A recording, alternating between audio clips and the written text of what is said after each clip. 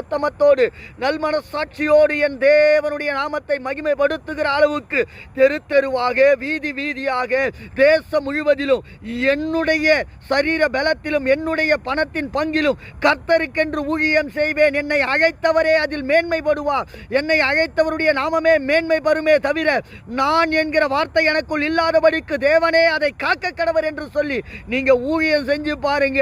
உங்க ஊழியத்திலே கர்த்தர் இறங்கி அற்புதத்தை செய்து உங்களை ஆசீர்வதிப்பார். ஆமென். தேவ பிள்ளைகளே, உங்களோடு கூட இருக்கிறவர் 6 நாள்ல எல்லாத்தையும் படைத்து முடித்துட்டு 7வது நாள்ல ஆசீர்வதிக்க காத்திருந்த தேவன் தான்.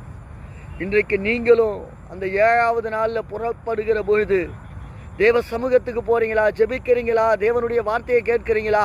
அதோடு கூட உங்க நாட்கள் முடிந்து விடக்கூடாது. நான் சபைக்கு போறேன், ஜெபம் பண்றேன், மறுபடியும் வேலைக்கு போறேன், இதையல்ல கர்த்தர் விரும்புகிறார்.